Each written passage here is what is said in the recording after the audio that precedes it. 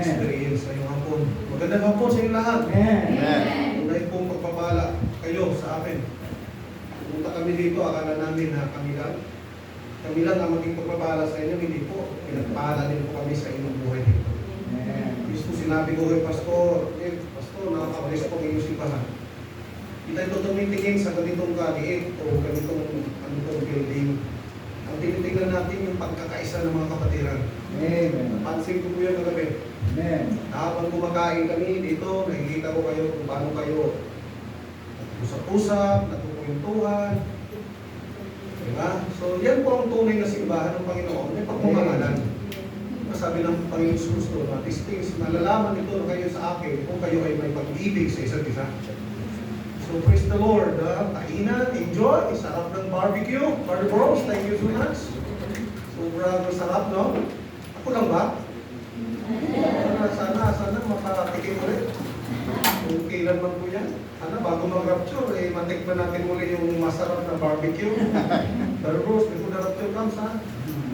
Invite me once again. There's barbecue fellowship. Amen. Kita ko, pumunta si Father GM dito sa keyboard, piano. Noong umpisa, siya lang muna, papindot-pindot, tapos kumakanta siya sa kanyang sarili. Kung wala pang marinig na boses. Siyempre, kumawag siya sa Panginoon. Kaya natin, technique. Pero dahil doon sa kanyang puso, sa Panginoon, lumapit to ilang yung people. Pansin mo yan, Pastor Jeff, tapos biglang kumanta na sila. Bakit ganyan dapat? Ganyan dapat, nagsama-sama para sa kapurihan ng Panginoon. Tapos pansin ko yung mga notes, nagkukwentuhan doon, may nagkukwentuhan dito ng fellowship. Kakaiba mga kapatid, sasabihin ko po sa inyo, kakaibangin yung mga espiritu. Hindi ko yan nakita sa ibang masimbahan. No, hindi ko ako si Marites, pero nakita ko lang ho, kakaiba kayo. Talagang nalulugod ang Panginoon sa isang simbahang may unity. Yan ang design ng Panginoon. Sabi niya, behold, how good and how pleasant it is for brethren to dwell together in unity. Amen. So if there is unity in the church, the Lord will bless. The Lord will be glorified. Tuloy niyo lang po yung mga kapatid, nakikita ko yan. Ako, sabi ko yung Pastor Jeff, blessing po kayo Pastor sa akin personally. Kali, akala ko ako lang ang maging pagpapala sa inyo dahil dala-dala ko salita ng Panginoon. Hindi po, mas higit po kayong pagpapala sa akin. Kaya nawa po, dalangin po ang simbang ito. Simula kayong araw na ito, sasama ko na ito sa aking mga prayer. Kaya advance po, bukas anniversary ninyo. Amen. Alam niyo po yan ang pinakamasayang sandali sa buhay ng simbahan. Yan ang pinaka-celebration yan Pastor Kung sabi ko sa mga membro, nung tayo hindi pa mga Kristiyano, di ba, ini-enjoy natin ang fiesta. Kasanayan natin yan kahit walang pera, mangutang para lang may panloto, may paghanda. Di ba? Para lang, pag nasabing may handaan yung nangungutang talaga pinaghandaan. Tapos ito, anniversary ng church, hindi natin paghandaan. Hinamon ko yung mga kapatid, biyaya rin na tayong pagbilang sa church, kaya dapat lang pahandaan natin ang church anniversary. Kaya tomorrow wala kami dito, pero ang aking espiritu may iwan po dito. Andun the spirit of Pastor. Kaya blessed 8 years anniversary po sa inyo tomorrow. Nawa, marami pang taon tayong ma-enjoy. Amen. Napakabuti ng Diyos. Kaya kaya ng kasabihan ng aking pastor, American missionary, na Pastor Lane Jones, God is good. Tapos, all the time. Tapos ulitin ulit, all the time, God is good. Every time, God is good. Amen! Sana ho ay hindi ito ang huli kong pagtayo rito. Ito ay simula pa lang. Dahil yung pastor, mahal sa aking puso. Sobra. Kaya balang araw ho, sakali ho, na-invite ko siya sa aming simbahan. Ipayagin, may kuhan. Kasi gusto ko rin po maging pagpapala siya sa aming mga kapatiran doon. Para yung mga blessing dito, mag-share niya rin po dito. Kung paano ang Diyos nagpala ng New Hope, yun din ang Diyos magpapala dun sa aming simpleng gawain sa pamarin. Amen. Talagang nakita ko New Hope talaga Para talaga sa mga taong hindi na pinansin, sa mga tao. Actually, tatlong mensahe ko dapat kasi hindi pwede pagsabihin tatlong pinag-aralan ko pinag-aralan ko yung team na ito. Saan yung kanina, yung team nyo sa anniversary, moving forward in faith in Exodus 14. Nakita ko yung salitang go forward. title sana ng mensahe ko doon, what if there is a Red Sea? Kasi Red Sea yun eh, pastor eh. Red Sea, di sila makakatawid kasi may pulang dagat. Tapos here comes the army ni Pero. Hinahabol sila. Hindi sila makatakas kasi dito may bukid, sa kabila may bukid, sa harap nila dagat. So wala silang ligtas. Tapos sabi ng Panginoon, go forward. Para kung mga Kristiyanong negatibo sa Panginoon, sa pambira ng Panginoon ko, para walang utak. Ano kami mag-forward? Dagat. Yung mga reklamador, yung mga lumurmuran ba? Parang mga time ng ni Moses, dami, paano kami makakasulong? Ang nga, dagat to. Paano kami? Kung tanong, hindi ba alam ng Panginoon na may Red Sea? Alam ng Panginoon siya nung may gawa ng Red Sea. O bakit sila pinapaforward? Yun po na kasalanan, ang pagsunod. Kasi hindi ka susunod kung wala kang pananampalataya. Kaya tama po yung team niya, moving forward in faith. Mahirap mag-forward kung wala pananampalataya. Tapos sa pasana si Eutychus, alam niyo kwento kay Eutychus? Alam niyo, naging tatawanan ng kwento yan eh. Umatay lang yung people na ito, galing sa trabaho, yung yung people siya. Magkapong, kasi nayon sa history, siya po slave. Pero kahit siya slave, humabol pa rin siya sa gawain ng Panginoon. Nakaupo siya sa third floor. Doon sa third floor ng church, sa window siya nakaupo. Kasi yung church po nila, wala naman katulad dito. Alam niyo po, ang Biblia nagtuturo na hindi po mahalaga ang building actually. Ngayon na lang ito eh. Ngayon na lang naglakihan, mga cathedral at mga naglakihan, mga building. Pero sila po, nasa bahay lang. Wala silang permanent na simbahan talaga na masasabi. Hindi, nakitira lang malamang. Ito, nakigamit lang. Andun na sila sa third floor. Walang sapat na upuan dahil mahirap lang sila. Walang sapat na kakayanan para makapagtayo ng building. Kumbaga, lamang pa nga tayo sa ating panahon eh. Pero tuloy ang gawain ng Panginoon. Amen. Here comes Eutychus, wala na makukuhan. Doon niya nakita sa bintana, okay po kasi medyo may hangin tumuko. Ito ang delikado, no? Kung ating ka ng church, huwag kang umupo sa bintana. Tama. Kasi, so andun siya. Sabi ng Bible, itong si Paul nag-preach hanggang midnight. Aba, kung sa ating panahon ngayon, siguro si Pastor na nung ngayon mag-isa. Alam mo, kanyang asawa, bahala ka dyan, uwi na rin.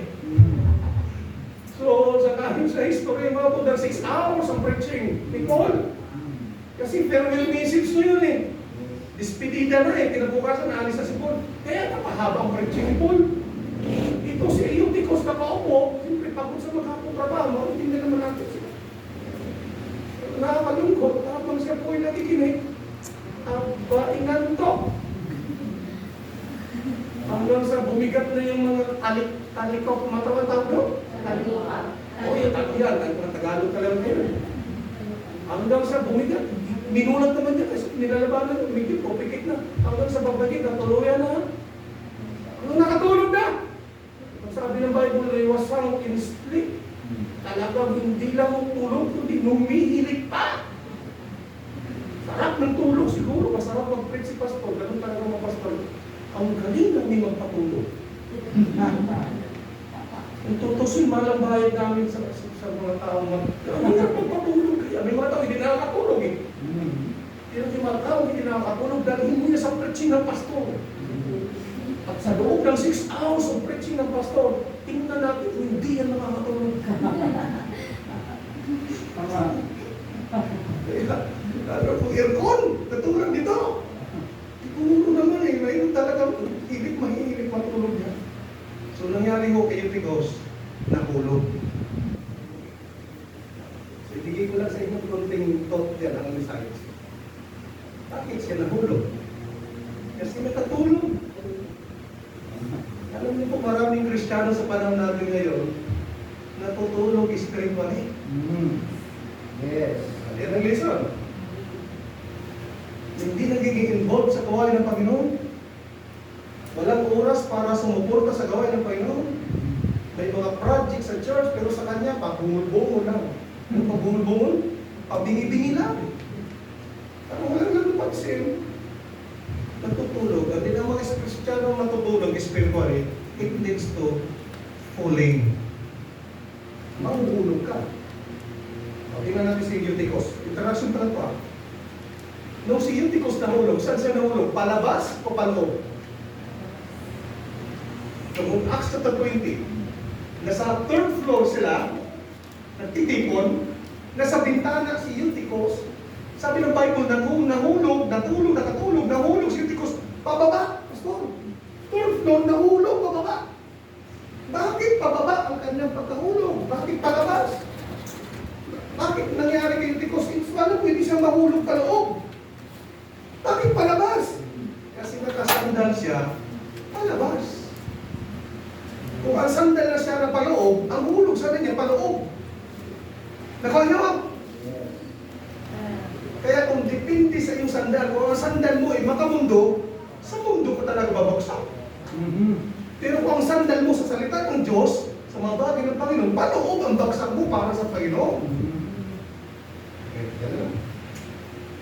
Intindi nila ni Lord eh. So dito tayo ngayon sa Genesis chapter 5. Amen. Okay, tayo muli, please, mga minamahal. This is my privilege, the higher call. Praise God sa mga special singing. Thank you, Brother Bros, sa napakasiglang kawitan. Amen. Nakakatawa. Tumatay lahat. Para lubos na intindihan. Tindog palihog. Mga Bisaya. Oh, yan. Genesis chapter 5, verse 18 to 24. Sinat ko si Pastor Jeff in respect, sabi ko si Jeff, regrets mo na ba ang buhay ni Enoch? In respect lang. Sabi niya, Pastor, actually, tinuturo na ko yung Brother Bro sa aming Sunday School. Bible character kasi ang tinuro ni Brother Bro. So sigurado nadaanan na niya ng Enoch. Amen! Sabi ko, amen. Tapos na, wala na nito eh. Tapos na eh. Likain na lang tayo, okay? Tapos na eh. Pero alam niyo po mga kapatid, itong mapansin ko, kahit po yung mga preaching ng iba na, sabi ko, i-preach ko na yan, pero pag nag-preach ng iba, sabi ko, bakit pa rin ang kilos ng Holy Spirit sa preaching na yun? May iba pa rin thoughts and insight na pwedeng, hindi ko na pasok no akong nag-preach sa talatang yun. Wala naman ngayong hapon gano'n yun. Wala naman naituro ni Brother Ross ang buhay ng Enoch. Pero hayaan niyo naman po kung ano ang kilos ng Holy Spirit. Sa buhay ko, kung saan kayo dadalhin, sa buhay ni Enoch. Dinala ko na pa yung nito. Tatlong preach yung pinagpilihan ko. Until finally, nag-lead ang Panginoon sa akin. Sige, pasudirin yung buhay ni Enoch. Kaya dito tayo ngayong hapon. Genesis chapter 5 verse 18. Asahin natin ang sagutan ulit. And Jared lived 162 years, and begat Enoch. And Jared lived after he begat Enoch 800 years, and begot sons and daughters. And all the days of Jared were 962 years, and he died.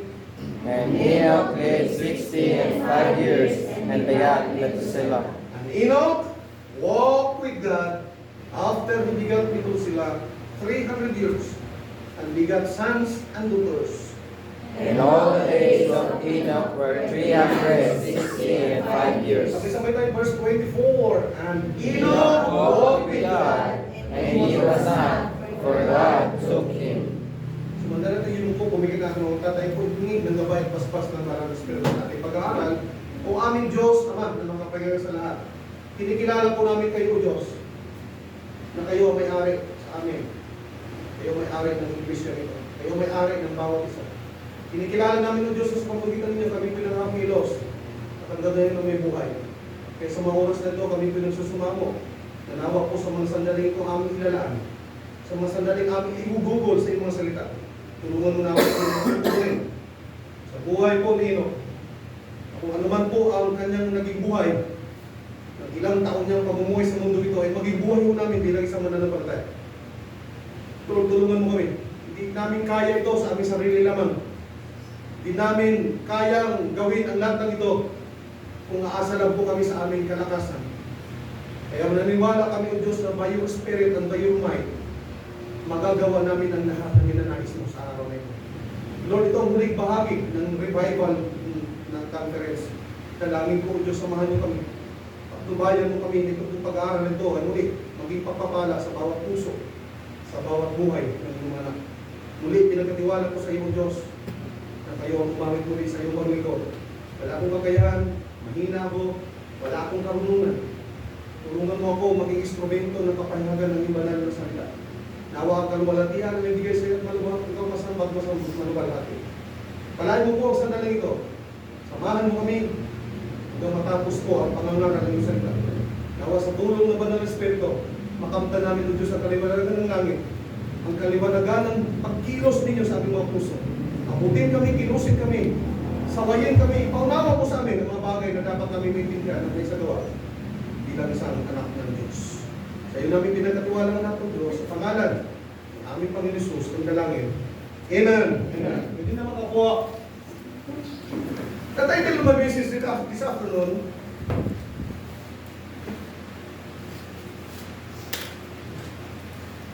are just moving forward in our walk with God. Amen. Kagabi, moving forward in our loving the church. Nakita natin sa buhay ni Elimelech na talagang iniwan niya between Judah and he went to Moab sa picture of the Lord. Ngayon naman po, moving forward pa rin, pero mas palapit sa Panginoon in our walk with God. Now, dito po sa chapter 15, sa chapter 5 ng Genesis, kung atin pong babasahin mo ito mula verse 1 hanggang verse 32, ang buong chapter ng chapter 5, para baga makikita natin na parang naglalakad tayo sa isang sementeryo.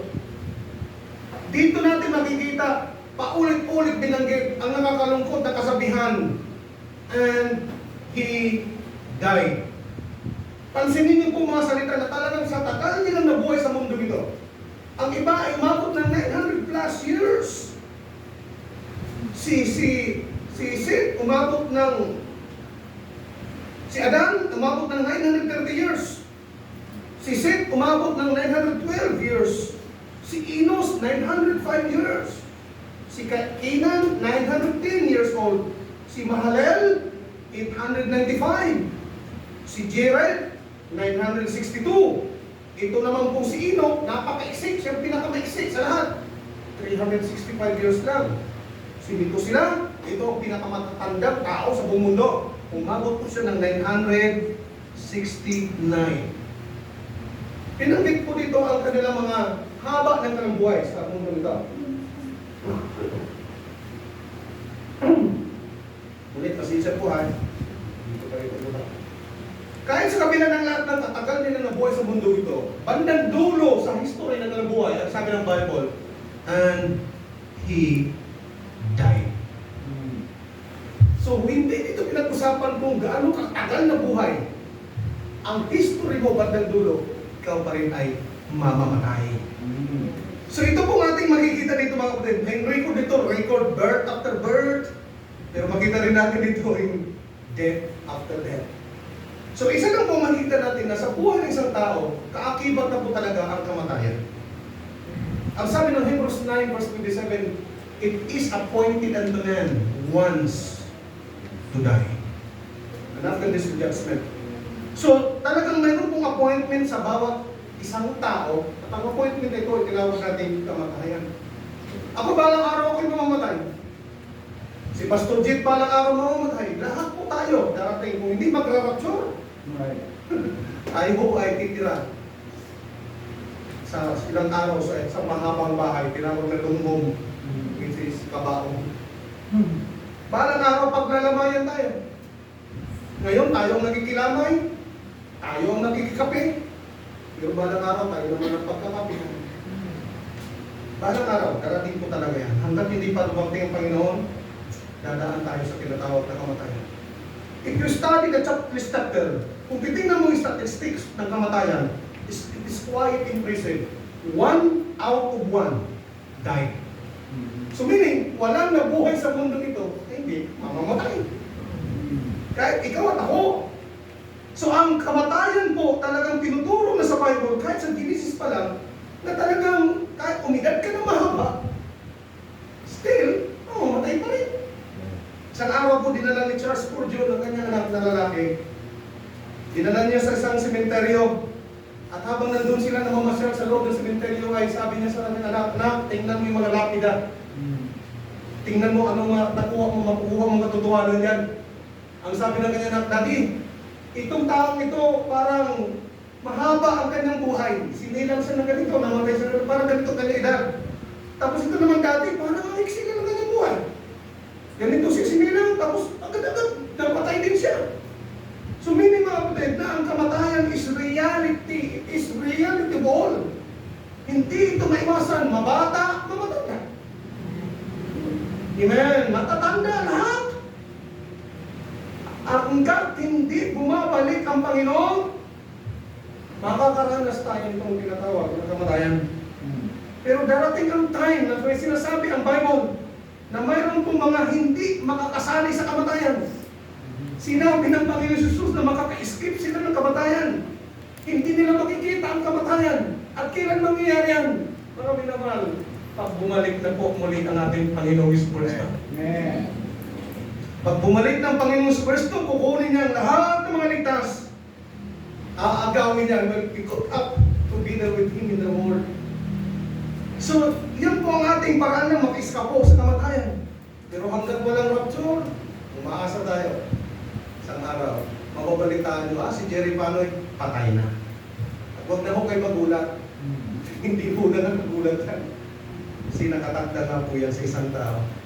Na si Enoch, kung mga minamahal, ating makita dito, siya po isang tinatawag na free figure sa tinatawag nating rapture. O yung rapture, wala po sa Bible. I mean, wala yung salita niyon, ha? Kalaruhin ko na, naka-YouTube yata tayo eh. Ang rapture ng word ay wala po sa salita ng King James, wala.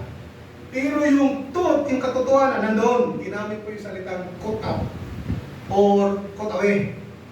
So, dito po sa Genesis chapter 5 verse 24, ang sabi ito ng Bible, at Enoch walked with God and he was not, for God took him. Yung salitang he was not, mga minamahal, tinranslate po ito sa Hebrews 11:5. Dito sinabi na ng salitang because God had translated him. Yung salita pa lang he was not, ibig sabihin, nawala agad-agad si Enoch sapagkat siya inilipat na ng Panginoon. In 1 minute, nandito siya sa mundo, sa lupang ito, tapos maya-maya, kinuha na siya ng Panginoon, inilipat na siya sa heaven.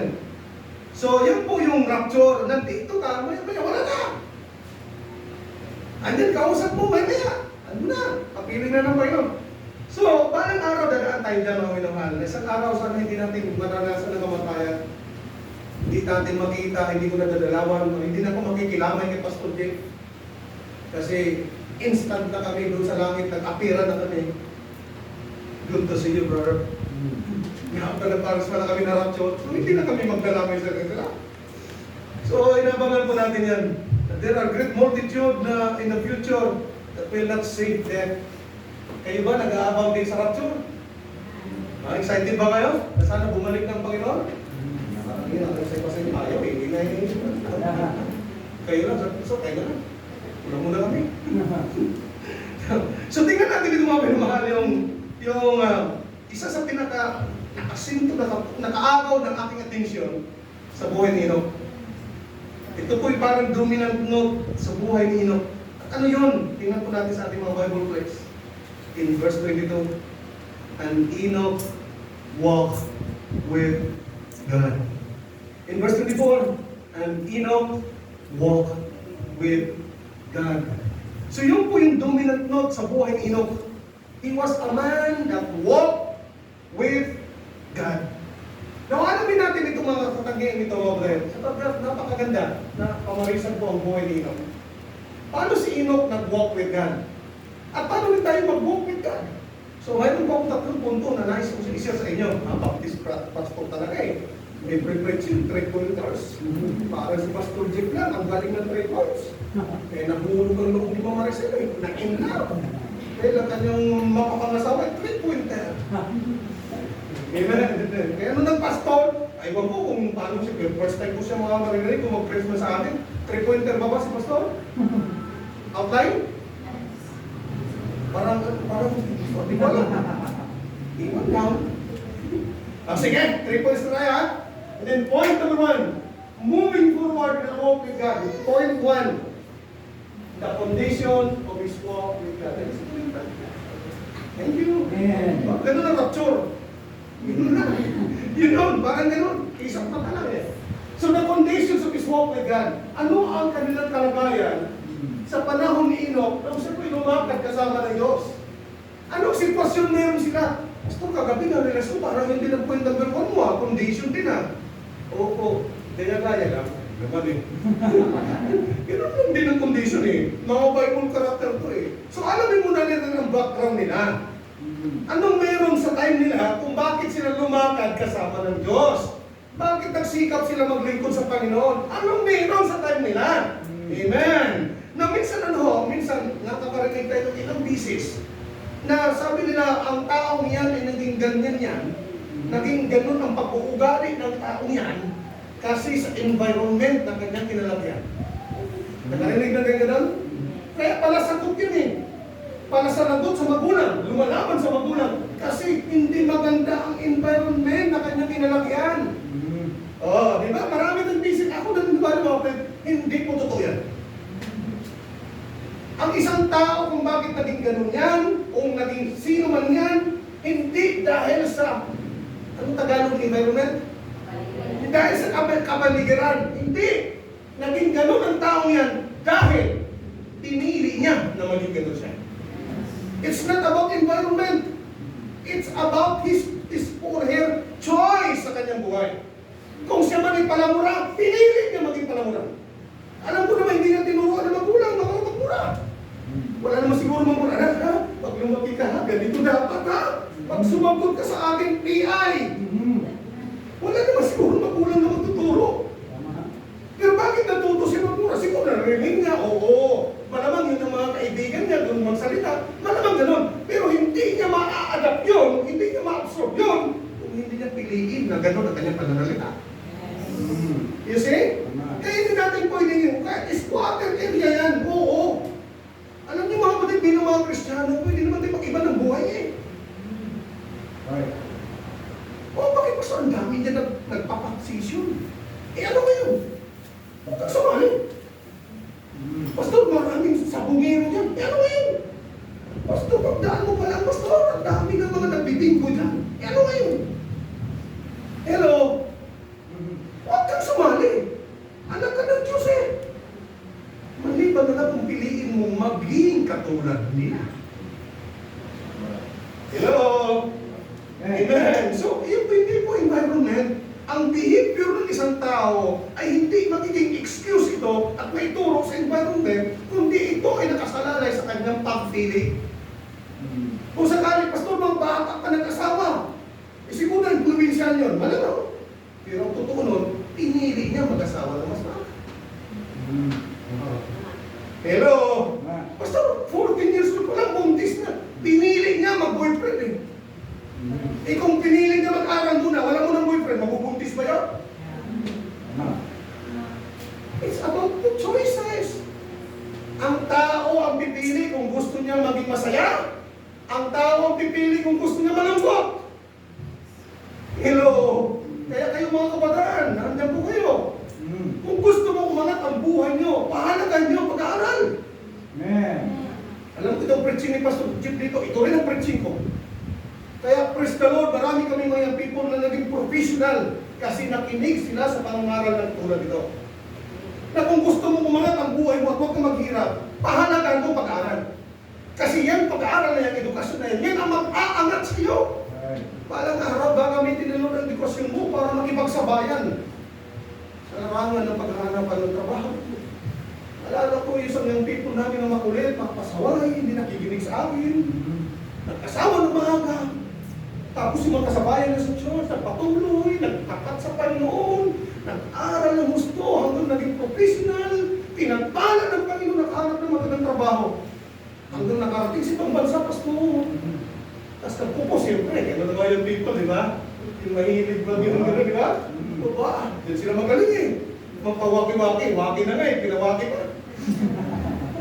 So nag-post, nabasa ko kasi lahat friend ko.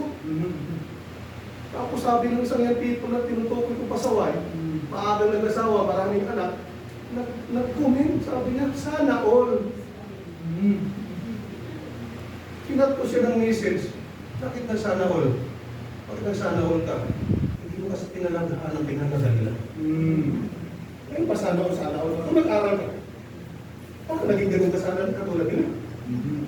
It's depend on our choices. Well, people, kung season ng pag-aaral, mag-aaral ka. Amen! Kung pinag-aaral ka ng magulang mo, pahalagahan mo yan. Minsan lang ang magiging estudyante. Ilang taon lang iugugol mo dyan para magiging estudyante. Pero yung taon na ginugol mo, pinahalagan mo, yan ang gagamitin nila para iangat ka sa buhay na ito. Ngayon sa amin pong simbahan, talaga naman ginagamit ni Lord ay yung aming mga anak. Sa aming mga anak, anin ko sila lahat ng pagtapos sa kolehiyo.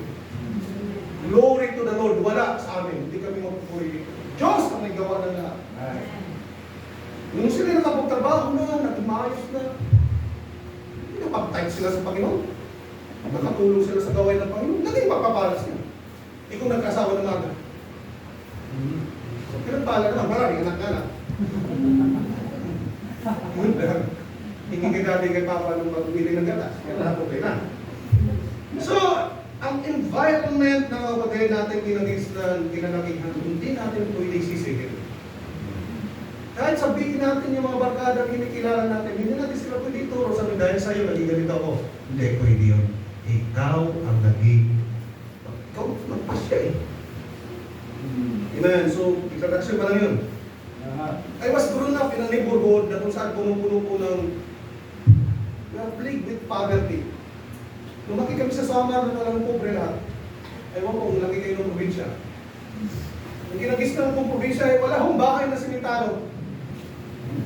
Lahat ng bahay ay puro kahoy. Kawayan. Lumaki kami na gano'n ang sitwasyon. Halos lahat ang mga kasabayan ko hindi pinakatag pag-aral. Punong-puno kami ng kahirapan. Pero kailanman sa piling ng aking mga magulang, hindi ako nakaranas ng gutom. Kahit ang mga kapitbahay namin naghirap, hindi kami naghirap. Bakit? Masisipag ang aking mga magulang. Hindi ako nakaranas ng gutom. Eh, masipag sila. Magluto ng mga kakanin, lagi may kakanin. Eh, masipag ang lula ko at mama ko. Yung iba, talagang nakatutulog na lang, wala naman ang tiyan. They were plagued with poverty and crime. Maraming krimen, pastor. Ewan mo sa Iloilo mo. Noong 1980s, wala akong mga kabataan na gagala sa kalsada na walang soksok. Hindi yung soksok, walang nakalagay na kutsilyo. Ano yung sikat sa Batangas? Yung balisong. During sa time ng 1980s, ang mga tao doon, lahat ng mga tao, may mga balisong na nakasoksok. Wala pang mga damit. Maglalakad sa kalsada, kaya pag may nagtripan sila, titirahin nila, sasaksakin nila. Kaya ang krimen sa amin laganap. Eh, pastor, bakit? Naging ganun ka ba? Hindi po. Sila nagsusuksok ng mga balisong, pero kailanman ako, wala akong sinusuksok dito. Na kahit ano. So, pinili ko maging iba sa buhay nila. Now, yan po nalaman dito kay Enoch. Kung papansinin natin si Enoch, ay naging good example siya. Nakagawa siya ng magandang pagpapasya, pagpili, sa napaka hindi favorable na community. According to the thinking and reasoning meaning, si Enoch, malamang pwede siya maging casualty sa environment na kanyang kinalagyan. Pwede sana siya madisgrasya, pwede siya mapahamak. Pero bakit si Enoch ay hindi napahamak? Kasi mas pinili ni Enoch, makinig po, to walk with God. Amen. Yung iba talagang andun, naghanap sa kasalanan at kasamaan. At si Enoch na iba ang kanyang buhay sa pagpinili niya, lumakad kasama ng Diyos. Sa hapon na ito, mga minamahal, gusto ko kayong hihamunin. Na inspired sa condition ng ating mundo, inspired sa condition ng ating environment, sa ating community, ano man ang ginagawa ng mga tao sa paligid dyan, pwede hindi natin pamarisan ng mga yan. Bakit? Kasi mga anak tayo ng Diyos. Yung mga salita nila, dapat hindi natin salita. Yung mga music nila, dapat hindi natin mga music. Kaya natin sila, dyan sila nag-i-enjoy eh. Pero iba dapat ang ina-enjoy ng mga tunay ng Kristiyano. Walang birthday. Ewan ko dito, sigurado rin ako. Walang mag-birthday na hindi kasama ang video game. Siyempre, pag may video kayo, kasama yan, alam. O, pag may nanghirap na ng tolda sa barangay, sigurado mamaya, tugtugan na yan, rakraka na yan. At sigurado mayroon pong pag-iinuman yan. Walang mag-birthday, walang ganun. Sabi ko sa simbahan church, pag nag-birthday ako hindi lang isang video kayo gagawin namin natin. 5 video kayo!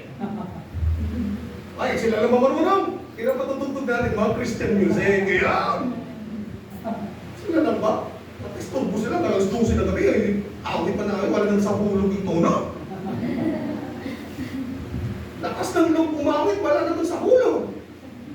Kahit yung butikin, nalalaglag na sa sobrang ingay nila. Hindi ka pa matutulogin. Mainis ka na lang. Yan ang environment natin eh. Pero Kristiyano dapat hindi ka na mag-itakbo ng buhay. Yes.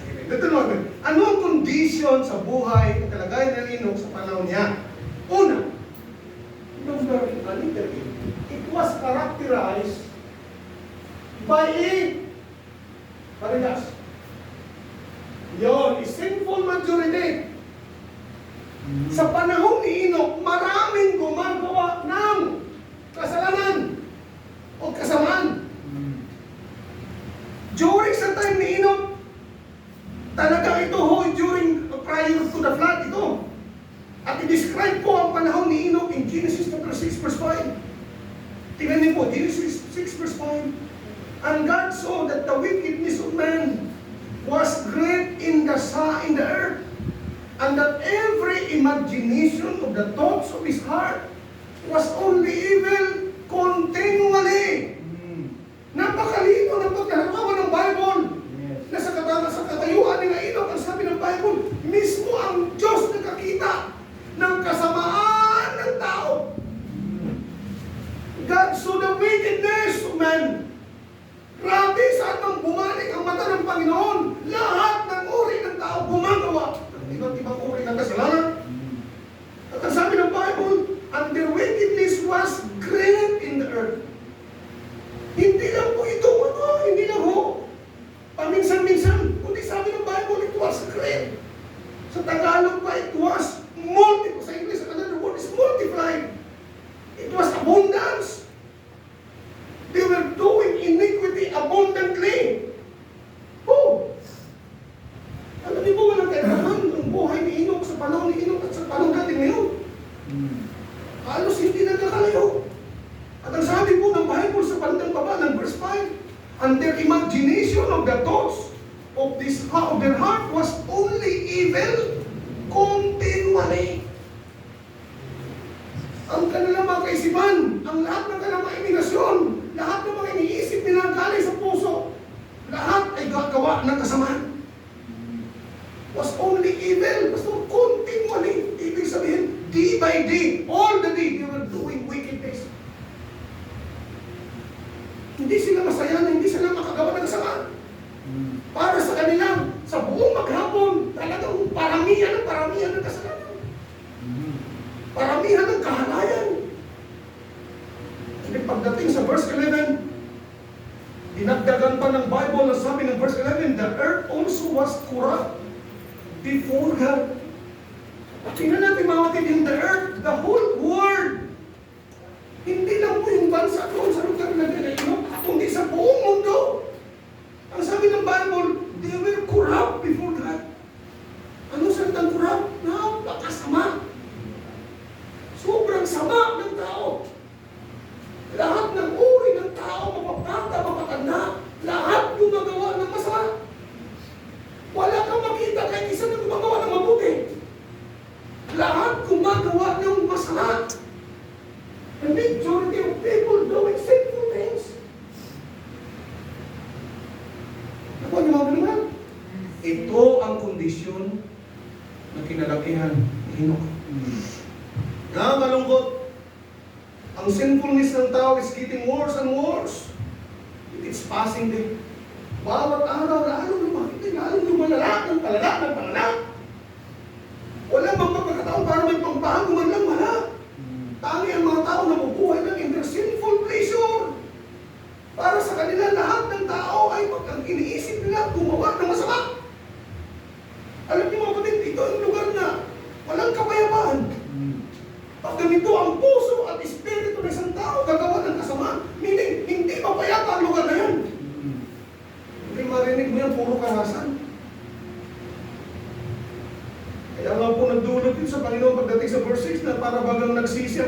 gumawa sila ng tao. Ibig sabihin na nagsisisya dahil gagawa sila ng kasalanan, hindi mo. Emosyon ng Diyos yan, ng response na hindi ito dapat ang nakikita ng Diyos sa mga tao kanyang ginawa. Meaning, is-approve sa Panginoon ng lahat ng kanyang ginagawa. Puro masama. Alam niyo mga minamahal, ang sabi nga po ni Adam Clark, isang pastor sa Amerika, kukunin ko kanyang thought, sabi niya, sa bawat simula ng kanyang buhay, sa bawat idea, sa bawat guni-guni, sa bawat katha ng kanilang mga pag-iisip, sa lahat ng kanilang pagkaunawa, sa lahat ng kanilang mga kuro-kuro, sa lahat ng kanilang mga palagay, sa lahat ng kanilang mga balak, sa lahat ng kanilang gustong gawin, lahat ay puro masasama. Kaya nakita ito ng Panginoon.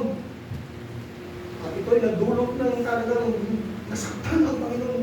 Talagang na-displace ang Lord sa ginagawa ng maraming tao ito. Walang ibang desire ng mga tao ito kundi gumawa ng kasama. Yung mga asawa na, mahanap pa ng iba.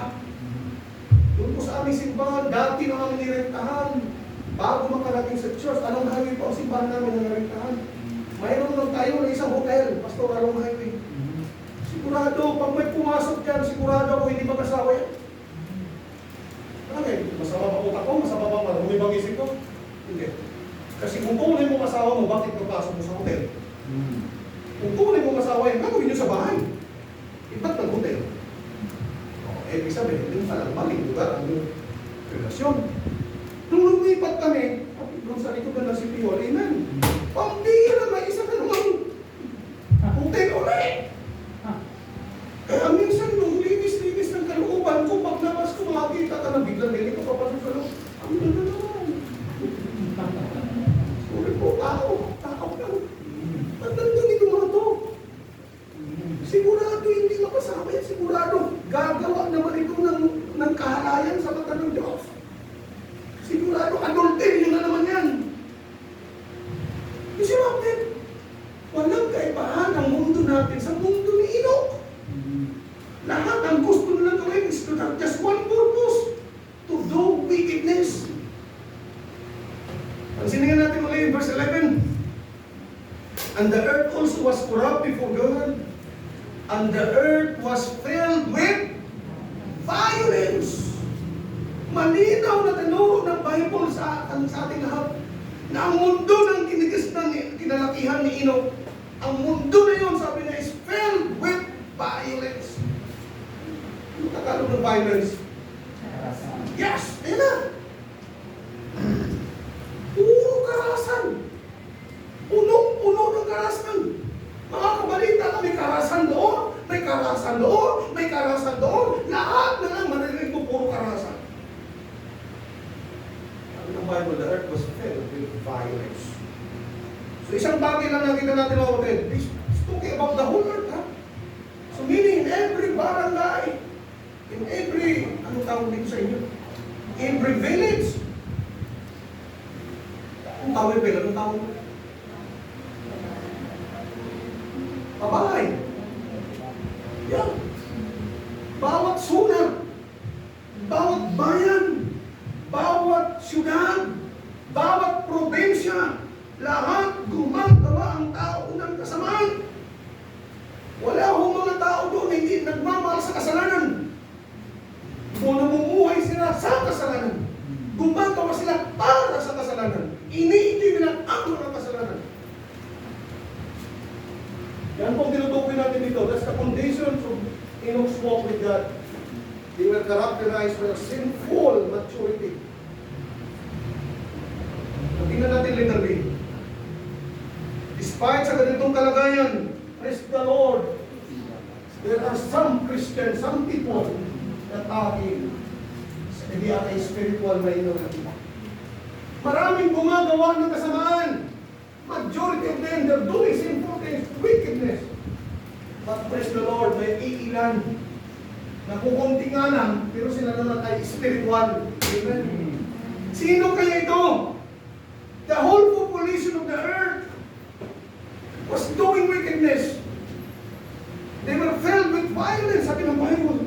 But praise the Lord, there is a handful of people na kilala ang Diyos. May kikunti na mga tao. Iilan lang na mga tao, pero naglilingkod sa Diyos. Amen! Marami hindi naglilingkod sa Diyos, pero may ilan. Mga small remnant that they were living for God. Amen! Mga taong may pagmamahal sa Diyos. May mga taong gustong maiba ang takbo ng buhay. Hindi sila katulad ng kanilang mga kapitbahay. Hindi sila katulad ng kanilang mga iba. Nag-iiba ang buhay ng pamilya ito. Kukunti nga lang sila. At praise the Lord. Spiritual naman sila. Nandiyan tayo mga minamahal. Kaya dito, sa Towerville. Ilang ba populasyon yung pastor ng Towerville? Aba, sa daming bahay pa naman ito. Dikit-dikit pa naman eh. O, sa isang bahay pa lang, magkaroon ng mag-asawa. Tapos may mga anak, ilan na yan. Isang bahay. So, napakarami sigurado dito ang tao. So, binigyan pa tuloy kita ng malalim ng pag-iisip. O, sorry po ah. Hindi mo. Marami na. Stop. Kung na yung problema nyo. Atin na lang summarize. Napakaraming tao dito. Hello, di ba? Pero tingnan nyo. Sa dami ng tao sa Towerville, iilan lang nasa church. Yeah! Hindi pa nga kayo iba dito, taga-Towerville. Tagalabas pa nga iba sa inyo eh. Ilan lang ang taga-Towerville dito. So meaning, napakaliit lang ang bilang ng mga tunay na naglilingkod sa Panginoon. Upo! Sa church, bihira mga lalaki. Salamat na, nandiyan si Brother JM. Andiyan si Brother Bros. Wow, may sumlider kayong pogi na. Puti-puti pa. Ang galing pa mag-English. Yes. He's very good in English. Yeah, expert. Mayroong Brother John. Ilan na ang lalaki sa church? Punta kayo sa bungan. Ang dami. Halos mga lalaki na doon. May mga Kristo pa nga doon eh. Pero pagdating sa church, ilan ang mga lalaki. Pero ganun pa man mga kapatid, kung mapapasin natin sa bilang, maliit man tayo sa bilang. Pero at least, spiritual naman tayo. Amen. Hindi tayo mga makamundo. Kaya mga kapatid, hamon ko to sa inyo. Huwag tayo tumingin sa bilang. Kasi ang talagang mula pa sa Genesis, ang talagang kung sumusunod sa Panginoon, talagang kukunti lang. Amen. Kaya kung huwag mo sa bakit ang liit dyan sa church na yan, ba't kukunti lang? At least totoo naman ang tinuturo. Punta ka sa malalaking simbahan. Halimbawa, pinakamalaking simbahan na basyan mo, punta ka sa Muslim. Magiging Diyos ka niya para araw. Punta ka sa Mormons. Tuturo sa'yo si Kristo at si Satanas magkapatid. Puntang kapit yan. Sige nga. Mga Amerikano ba doon? Magagaling din mag-English. Mantala kami doon, magbaluktot kami mag-English. Pero sinisikat na namin, baro. Meron na ng-English na lawas. Kaya kung pagbabasyan mo ang bilang, kung sa mata ka titingin sa dami, hindi po sa nakasalalay sa dami ang masasabi natin totoo. Kasi sa panahon ni Ino, pamilya na lang ang naglilingkod sa Panginoon. Pero lahat ng mga pamilya naglilingkod sa kasamaan. Oh. Kaya mapalad si Enoch. Amen? Kaya nahabong ko kayo, kahit kayo lang sa inyong pamilya naglilingkod sa Panginoon, papalad pa rin kayo. Amen? Kahit nakilala natin ang tunay ng Diyos. Yes. Hindi tayo namumuhay sa kasalanan. At palang ngayong araw, hindi tayo pupunta sa impyerno. Amen? Sa langit na bayan tayo pupunta. Sa panahon ni Enoch, they were small in numbers. Ilan lang. Alam, mag-choir sila. Halos lahat ng nag-choir. Yun din ang nakupo. Atin ako sa church. Oh, dami yun. Hanap ko namin. Pag-ringo ko, wala na ako. Lahat nag-choir. Amen! At least umawin sa Panginoon. Ganun lang eh. Small remnant. But praise the Lord. We will walk with God. Aanin mo ang daming bilang kung pagkamatay, birno naman. Hindi na. Kung papahamak, sabi ka ng Bible, malaka biniso sa malapad ang daan, patungo sa pamakan. Yung pakingkot naman ka, patungo ng buhay naman ang daan. So saan pa? Doon ka sa malapad na daan para enjoy mo ang gusto mo, pero pag dulo ka pamakan. Dito ako sa pakingkot na daan. Kasi mga kapatid, sa panahon ni Enoch, walang mga simbahan na katulad nito. Mapaalag nyo kayo dito, may new hope. Pag-asa talaga eh. May bagong pag-asa. Alam niyo, tinignan ko ito sa Google Map, ang yung church. Kinay ko new hope. Ano yung ikaw? Sabi ko, itong simbahan ito, nakaresto sa Google Maps eh. So nakita ko ito, kung ano ito, yung ibang Baptist church. Ako kayo pumunta doon, dito kayo dito ha. Mayroon dito unity. Mayroon din yung New Life in Christ. Mayroon dito Gospel Bible Baptist Church. Hindi ka po pastor dyan, pero kayo pumunta na. Hindi kayo may gulo. Tapos, ando naman yung Christ Bible Baptist Church. Ang dami nyo rito Baptist Church. Tapos meron pa kayo dyan katabi.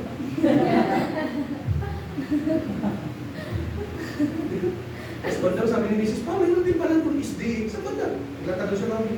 Ang daming simbahan dito sa tabi. Pero sa panahon ni Enoch, wala kahit isang simbahan. Kundi sila lang. Walang Bible preaching. Di katulad pastor ng pandemic, may mga street preaching. Walang mga nagpapass out tracts. Walang mga nagtuturo sa mga bata sa panahon nila, kundi sila lang ang talagang naglilingkod sa Panginoon. Kaya kung titingnan natin at kumpara, napakahirap ng kalagayan nila sa paglilingkod sa Panginoon kasi sila lang. Pero tanong, kinaya ba nila ino paglingkod sa Panginoon kahit sila lang? Yes. Kasi alam niyo mga kapatid, dito sa Panginoon, sinasabi ko sa inyo, ang mahalaga dito ay tapat tayong sumusunod sa kalooban ng Diyos. Kahit kunti lang naman yan, pero kung yan ang tagasunod ni Kristo, Amen! At least namumuhay sa Diyos. Naglilingkod sa Panginoon. Now, okay. Ano, mabutan nila ito. Pangalaman po. So, meron pa ba natin? Ito na pinapaganda. Point number 2. Una nakita natin the foundations of His walk with God.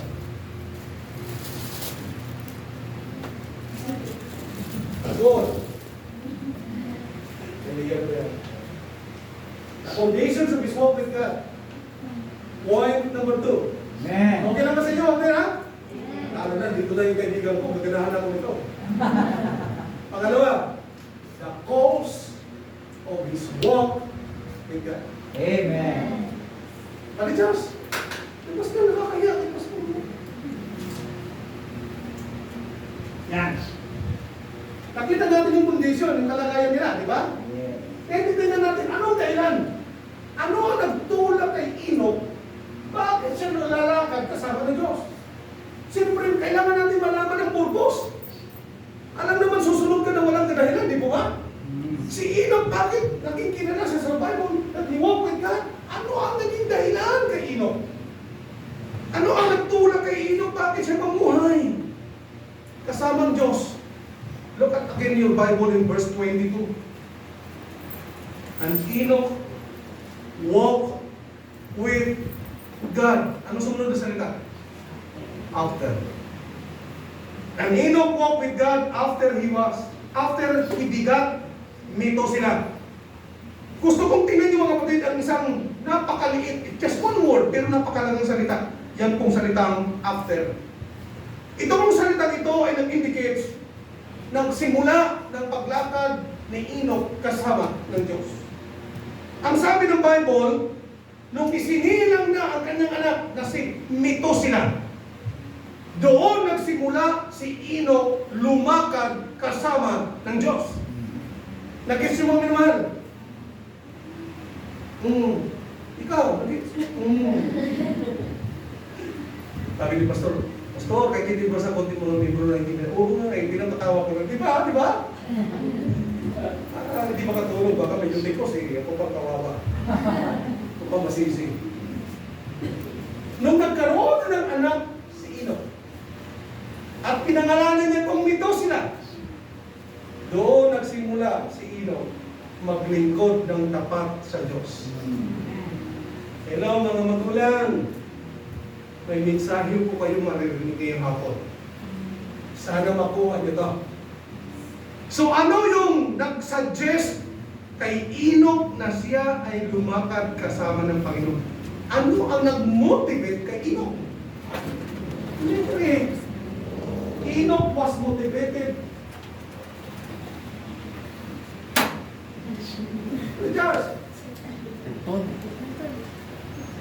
Renton, Pastor. Ha? Renton. Di ba meron? Ito yung Josh. Sorry, Brother Josh, sorry. Ayan. Thank you, Amen. Excited to. Amen. Revival message to. Sana ma-revive na yan. Ano ang nag-motivate kay Enoch lumakad kasama ng Diyos? Una, yung kanyang tungkulin sa kanyang pamilya. Amen. Hello! Maraming tatamahan dito. Expect din namin mga sarili nyo. Kung hindi nyo pa ito nagagawa, malamang matatamahan kayo rito. Pero kung gagawin nyo to, magiging katulad kayo kay Enoch. Amen! Mga kapatid, hindi ako nandito para manakit ng inyong mga damdamin. Makakao ko kayo. Pero salita ito ng Diyos na magtutuwid at mag-aayos ng ating pamilya. Lalo-lalo po sa kalagahan ng paglilingkod sa Panginoon. Gusto niyo ba natin makita ang ating mga anak na maglingkod sa Panginoon? Taas na ng kamay. Magulang, gusto natin makita mga anak natin maglingkod. Yes. Amen. Posible naman hindi makapagtas ng kamay. Malamang dalawa pa. Upo! Siyempre, kung ayaw natin ang ating mga anak maglingkod sa Panginoon, sino? Kanino maglilingkod yan? Ganun na naman kasimple. Kung ayaw mo maglingkod ang iyong mga anak sa Panginoon, sigurado maglilingkod yan sa kabila. Siyempre, gusto natin sa Panginoon. Parang si Joshua. Ano yung sabi ni Joshua? But as for me and my house, kanino sila magsiserve? Kay Lord! Gusto natin magkaroon ng Joshua sa ating pamilya. Tulungan natin ating mga anak. Now, naging challenge kay Enoch ang napakalaking responsibilidad na naatang sa kanya nung siya'y nagkaroon ng isang anak na lalaki na pinangalanan niyang Enoch. Na-realize ni Enoch, pangalanan niyang Methuselah. Sorry, YouTube tayo. Hindi na magkamali. Na-realize ni Enoch na ang kanyang anak balang araw lalaki ito. At ang mundong kanyang kalalakihan ay isang mundong hindi maka-Diyos. Alam niya na itong si Enoch, ay si Methuselah. Balang araw magiging teenager to. At ang kanyang mga kasama ng mga kaedad niya ay mga taong gumagawa ng kasamaan. Kitang-kita ni Enoch habang pinagmamasdan niya ang kanyang bibig. Malamang na-imagine ko habang hawak niya ang kanyang bibig. Tinitingnan niya ang mata ng kanyang bibig. Sabi niya, anak! Ang mundo na iyong kalalakihan bala araw, isang mundong masama. Isang mundong punong-puno ng karahasan. Isang mundong punong-puno ng kasamaan ng mga tao na iyong mga kasalamuha. At habang tinitingnan ang mukha ng kanyang anak, at sabi niya sa kanyang sarili, Lord, hindi ko ito mapapalaki ang aking mga anak kung hindi mo ako tutulungan. Kaya nang na-realize ni Enoch, nung nakita niya na napakataas ang kanyang responsibilidad, pagpapalaki sa kanyang anak, sinabi niya sa kanyang sarili, Lord, palalakihin ko sa mundo sila ayon sa iyong kaparaanan. Kaya tulungan mo ako, O Diyos, mapalaki ng maayos ang aking anak. Walang kaibanyan mga namahal sa tuwing tayo po'y nagdidikit ng ating mga anak. Tama po ba? Maraming nandidikit na rito, Pastor?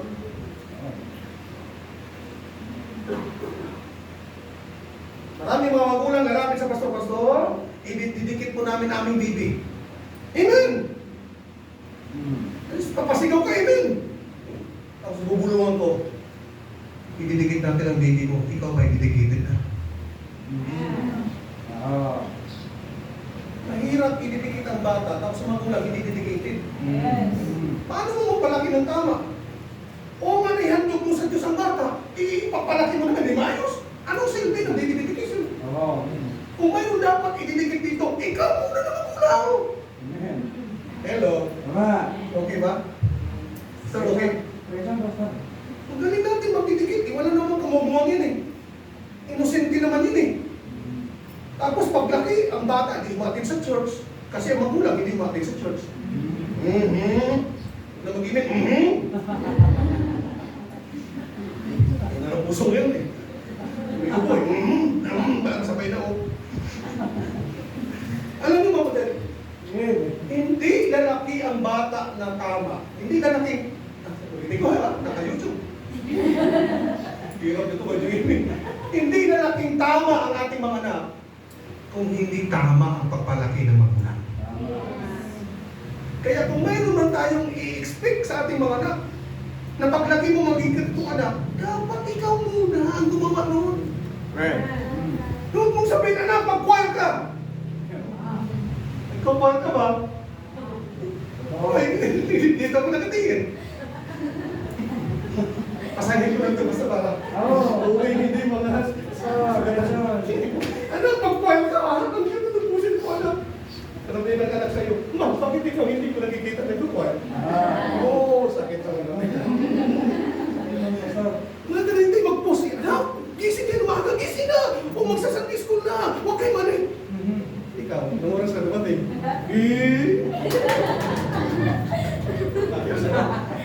Isang pastor, pero totoo yan. Tama. Gusto nyo seryoso? Actually, marami tayong mga kahinaan sa buhay. Ang taas ng expectation natin sa ating mga anak. Tapos ikaw wala ka namang ginagawa sa gawain ng Panginoon.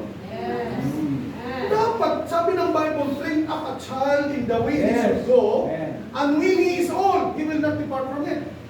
Ang training ng mga anak natin dapat nakasalalay sa atin. Pero bago tayo mag-training, dapat ginagawa mo na muna yun. Yung daan na gusto mong padaanan sa iyong anak, dapat dinaanan mo na muna yan bago mo padaanan sa iyong mga anak. Teacher! Sarap mag-preach dito, no? Hindi na. Sabay pa, pastor. Iba-iba eh. Gising mga magulang. It's our responsibility. Hindi natin ma-expect ang mga bata na lumago na sila. Kailangan nandiyan ka, ikaw ang guidance eh. Right. Amen. Kung gusto mo mga anak mo magaling sa Bible, turuan mo magkaroon kayo ng devotion sa inyong pamilya. Right. Kung gusto mo mga bata magaling mag-memorize, dapat si mama, si papa magaling din mag-memorize. Tama. Wala naman si anak lang eh. Parang may pagmanahan. Alam mo mga kapatid, walang legacy na pinakamagandang iwan natin sa ating mga anak. Mamamatay tayo balang araw. Pero at least mamatay tayo na ang ating mga anak ay hindi natin napabayaan. Na walang alam sa salita ng Diyos. Alam niyo mga pagminamahal, tungkulin natin yan eh. Maraming mga nagsasabi na ang mga nanay ang unang teacher ng mga bata. Totoo. Walang mga batang natuto magsulat kung hindi dahil sa impluwensya ng mama. Pero kung nagawa natin ating mga naturuan kung paano magsulat, kung paano magbasa, why not hindi natin turuan sila ng salita ng Diyos? Sabi ng Bible, train up eh. Train up the child in the way he should go. Hindi siya ang pipili ng patutunguhan niya. Hindi siya ang pipili kung saan siya dadaan. Ikaw na magulang ang magturo sa kanyang anak. Ito ang daanan mo paglaki mo. Yan ang training. Kaya kung para sa inyo mahalaga ang church, ituro nyo sa inyo mga anak habang bata kasi na mahalaga ang church. Mga anak, huwag tayo maliit, mahalaga ang church. Turuan natin ating mga anak habang bata pa mag-special number. Matutong kumanta para sa Panginoon. Amen. Tungkulin mo yun bilang magulang. Amen. Hindi ko maraming mga magulang sinisisi ang pastor, sinisisi ang church kasi napasama ka ng mga anak. Itong simbahan kasi, tinatatin ko naman ng Sunday School, hindi naturuan ng tama. Ilang beses pa umatin ng Sunday School anak mo? Isang beses ng linggo. Ilang araw siya sa'yo? Halos araw-araw nasa sa'yo, tapos wala kang tinuturo na maganda sa kanya. Tapos pag nagka-ganito na, sisihin mo ang simbahan, sisihin mo yung pastor. Wala na ng buhok, sinisip pa. Nakakalbo na nga eh. Sorry, pastor. Sabi nyo. Walang pang pwedeng ituro para magsisi mo. Kung ang anak mo ay naging ganito, is dahil hindi mo ginampanan ng iyong tungkulin. Amen? Okay lang kayo, mga bakit pa kami mabago ng buhay? Bakit kalabas pa bago ni Virgin, ha? Kasi baka mamaya, baka na kumitin din eh. Hindi. Maganda yung mga preaching. Amen! Gusto ko to! Amen. Na may nagpapaunawa sa akin sa aking tungkulin bilang isang magulang. Tama. Ito ang nagtulak kay Enoch. Papalaki ang kanyang anak na si Metusela. Yung environment na kalakihan ng Metusela, hindi maganda. Pero si Enoch sa kanyang puso, ang atigain niya, mapabuti ang kanyang anak. Pero mapabuti lang ang kanyang anak kung siya bilang magulang ay makitaan na siya'y lumalakad kasama ng Diyos. Kaya inuna na ni Enoch ang kanyang sarili. Inayos na niya ang kanyang sarili habang si Metusela ay papalaki pa lang. Hindi maglilingkod ang kanyang anak sa Diyos. Hindi mamumuhay si Metusela sa Diyos kung hindi makita ng Metusela kung paano mamuhay para sa Diyos. Kaya mga minamahal, mag-double effort tayo sa pagpalaki ng tama ng ating mga anak. Amen! Ang pinakamagandang kung pwede maging sandalan natin sa pagpapalaki ng ating tamang mga anak, ito, salita ng Amen. Diyos. At ang preaching ng pastor. Pag ang mga anak nyo ay napagalitan ng pastor, minsan siyempre makulit. Huwag nyo kampiyan ang inyong mga anak. Minsan naaway pa yung pastor kasi yung bata doon rin pinagalitan, sinirmunan. Kasi sirmunan niya, hindi nakagawa ng mali. Ang magpastor ay para magulang din, tama ba? Ito, tatay ito ng marami, tatay ito ng simbahan. Amen. Kaya once na kinukurik ang inyong anak, minsan mga young people, pinagsasabihan minsan ng pastor, tatay mo eh! Amen. Okay naman magaling magulang. Inutuwid lang yung mga, dapat bangkapan yun si pastor. Amen. Ang hirap eh, napagalitan lang ni pastor kasi nag-boyfriend, nag-unbeliever. Pwede naman yung kaluban ng Panginoon, pinagsabihan. Tapos nagkwento naman ng dinagdagan pa. Ano ba? Dinagdagan. Kasi magulang, inaway ng pastor. Ikaw, pastor, ha? Di naman pinakay mga anak mo para sermonan mo lang, ha? Mali. Pag-ampingin ng pastor eh, para magpalaki ng tama sa inyo.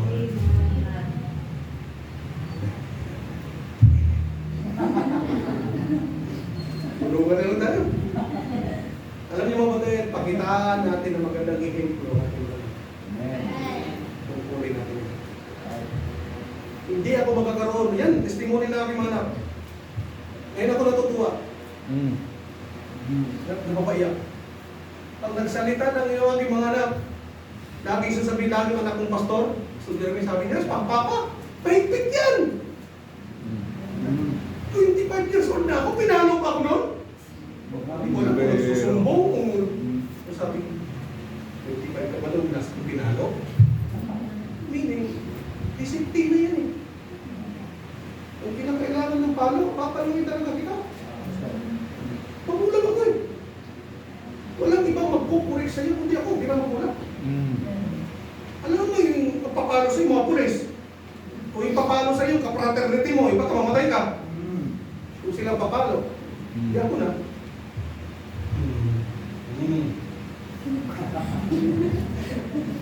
Praise God! Amen! Amen! Maging tama tayo sa Diyos. Mamuhay tayo sa Diyos. Hindi lang po ito para sa atin, kundi para ito sa ating mga anak at magiging mga apo. Palakihin natin ang tama ang ating mga anak sa salita ng Diyos. Ephesians 6 verse 4. Fathers, hindi lang po yung kay tatay, lagi nasisis tatay. Tumutukoy yan sa parehong magulang. Provoke not your children to wrath. Huwag mong kudyukan ang iyong mga anak magalit sa'yo. Mga kapatid, huwag naman po masyadong mahigpit ang iyong disiplina. Walang masamang disiplina, pero huwag naman masyadong mahigpit na kada mali. Palo! Kada mali, palo! Hanggang sasabi ng bata, napalo ako. Bakit ka napalo? Wala lang. Pinalo lang ako. Doon naintindihan niya, pinalo siya. Pero wala siya natutunan bakit siya pinalo. Provoke not your children to wrath. But bring them up. Ang salitang bring them up, it means ito ay isang utos. Nourish them. Palakihin mo sila in the nurture and admonition of the Lord. Hindi lang ikaw, hindi ang puso ang masunod ko dito. Kundi ang pagpalaki mo sa iyong mga anak. Ay, sa salita ng Diyos. Amen. Okay, tapos na ako rin ito. Oras na. Sa na. John. Kamatulad na ko yung Pablo. Na may mga tulog eh. So, parents, magulang din po ako. Lolo na rin po ako. Ayaw ko makita aking mga anak balang araw ang aking mga apo. Nandun kasama sa mga taong walang takot sa Diyos. Ang gusto kong makita sa aking mga anak, active sa gawain ng Panginoon. Amen. Kaya na sinabi ko sa inyo kagabi, ako yung bunso, pianist. Yung kambal na lalaki, pastor. Yung kambal niyang babae, violinist. Yung lalaki kong dalawang song leader. Yung isa kong babae, panganay, siya yung choir directress. Ang grito na, pastor. Oo, buhay na gawain. Si Mrs. na lang ang treasurer. Yes. They were active in serving the Lord. Diba napakasaya makita natin mga naglumalaki na talagang ina-absorb ang disiplina ng meron sila. Ako nagpapatuto sila, sabi nila, Pa, birthday ko, lukusan na, nakaupo. Pa, sabi ng isa, salamat na lang sa Panginoon at suko ko kayo ng buhay. Sa pagkung hindi po, baka marami ng aming anak ngayon. Paano naman ang mag-asawa sa probinsya? Paagahan ng pag-asawa? Pero ngayon, 32 years old, dalagang pa rin. Mapili. Mapili dahil hindi siya basta-basta. Hindi siya parang Karen. Kahit si Karen ang mga. Kasi mga parang hindi ka express sa ito. Sana ito magtulak sa ating bilang mga magulang. Huwag natin baliwalain ang ating tungkulin sa ating mga anak. Sinanay usapan namin kagabi, very proud, ramdam ko sa kanyang puso, sabi niya, Pastor, may anak akong pastor. Hindi po yung pagyayabang. Hindi yan po ay pagyayabang sa biyaya ng Diyos. May anak din ako, may manugang din akong pastor. Ano po yun? Si Pastor Jeff. Ay, bugi yan. Walang bukod ka. Walang pinakapugi sa church na ito, si Pastor Jeff. Walang bukod ka. Matitiwala ko yun.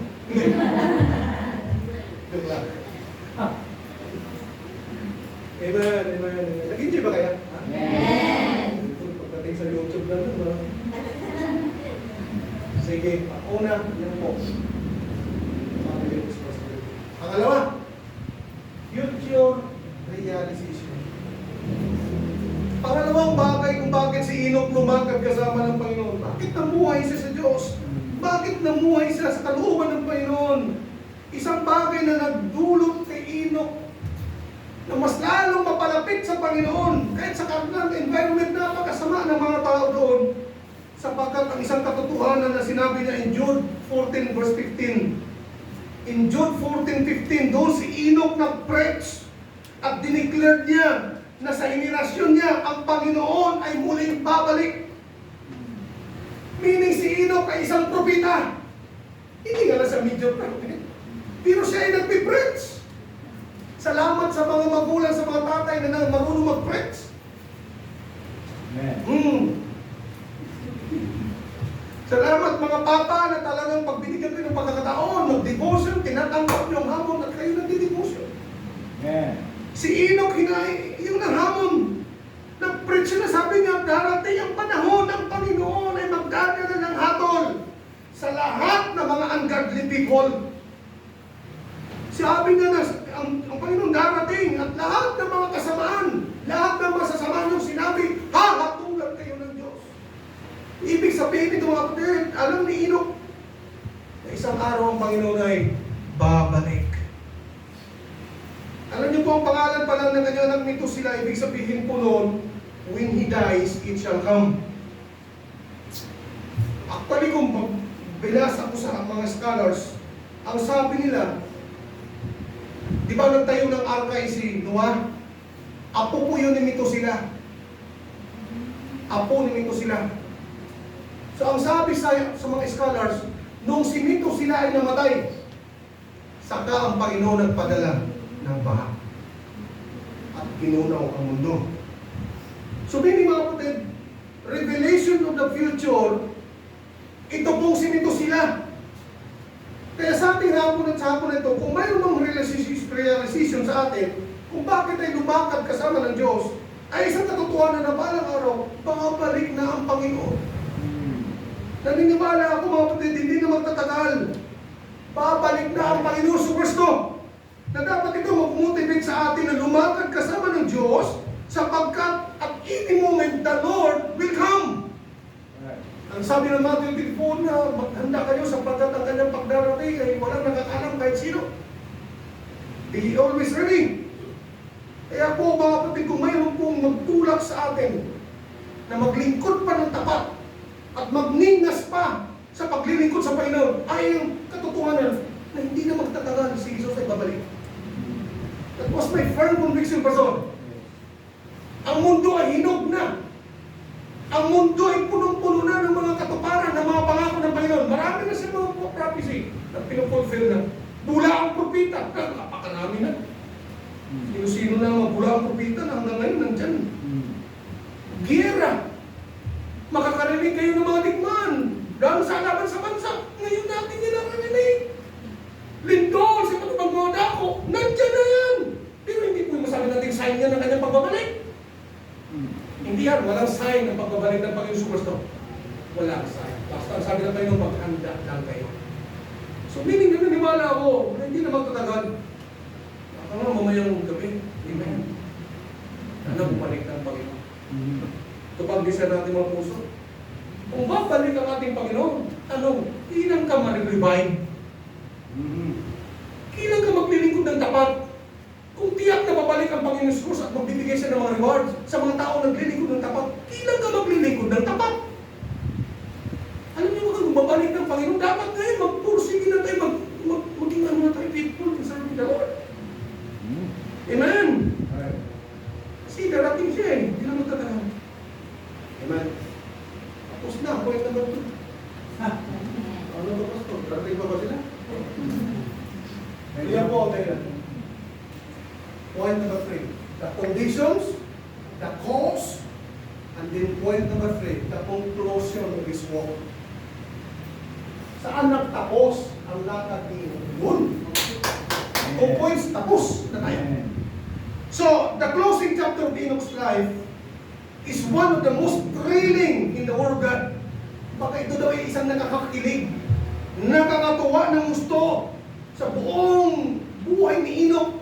Makita natin yung tatapos ng kanyang buhay sa mundong ito. Paano nagtapos ang buhay ni Enoch sa paglilingkod niya sa Panginoon? Tingnan natin, literally. The endurance of his walk. Wow!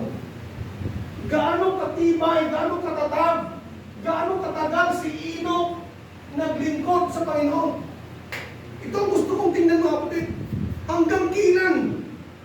Hanggang saan ang huntungan ng buhay ni Enoch sa paglilingkod sa Panginoon? Tingnan na po natin yung mga Bible place in verse 22. Genesis chapter 5 verse 22. Malapit na po ako. Genesis 5 verse 22 sabi, and Enoch walked with God after he begat Methuselah. How many years? Yan ang endurance of his walk. Sa loob ng 300 years, mga kapatid, ganun katagal ang paglilingkod ni Enoch sa Panginoon. So, 300 years. That's 3 decades. Tayo, nakailang taon na tayo naglilingkod sa Panginoon. Ang iba sa amin, nag-backslide pa. Kasi simula mo pa lang maglingkod sa Panginoon,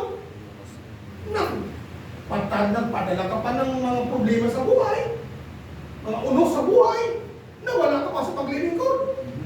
Kaya salamat sa Panginoon, may revival. Amen. Para manumbalik ulit tayo sa ating first love. Amen. Sabi ng Bible, thou was left thy first love. Balikan mo ang first love mo. At ang first love natin mga kapatid, wala iba ang Panginoon sa first love. Amen. Si Enoch mga kapatid, umabot po ng 300 years. Amen. Ibig sabihin, once na nagsimula siya maglingkod sa Panginoon, hindi na siya tumigil. Amen! Amen. Once na umabang ang kanyang mga paa, once na nag-commit siya sa kanyang buhay sa Panginoon, sumunod sa kalooban ng Diyos, tuloy-tuloy na yan. Amen. Hanggang umabot ng 300 years. Amen. So meaning mga minamahal, once na naglingkod na, wala nang atrasan to. Yes, amen. Tama. Na kapag simula ka na lang naman, itodo mo na. Yun. Diyos lang naman ang pinaglingkuran mo eh. Amen. Ba't tuminto ka? Ba't kunting problema lang na wala ka sa church? Ba't wala ba tayong Panginoon na pwedeng tulungan tayo sa ating sitwasyon natin mga pinagdaanan sa buhay? God is good. Amen. Walang problema na hindi natin makakaya sa tulong ng Diyos. Yes. Kaya walang problema na pwede natin pagmalaki kasi nagkaroon kami ng problema eh. Kasi may family problems, kaya nawala ko sa church. Hindi dahilan yan. Sa tingin mo, si Enoch hindi ba nakaranas ng problema? Hello? Sa panahon na yun, sila lang ang Kristiyano? Pamilya na lang ang may takot sa Diyos? Sa tingin mo, wala silang mga problema pinagdadaanan? Ang dami sigurado ako. Sa tingin mo, si Enoch hindi nakaranas ng pangungutya? Mga kantsaw? Mga parinig? Alam ko marami. Dahil sila lang ang Kristiyano. Pero nagpapigil ba si Enoch sa paglilingkod sa Panginoon? Hindi po. Amen. Tao po! Amen. Amen. Kaya walang dahilan. Kami nga mga pastor, gutom ang pinagdaanan namin. Hindi lang kami nagutom, yung mamahal namin asawa nagutom, pati pa yung aming mga anak. Dahil nagsuko kami ng aming mga buhay. Walang support. Pero kinaya namin. Dahil naniwala kami sa Philippians 4:19. God will provide. Amen. Amen. Kayo sasabihin nyo lang yung pambayad lang sa Meralco eh.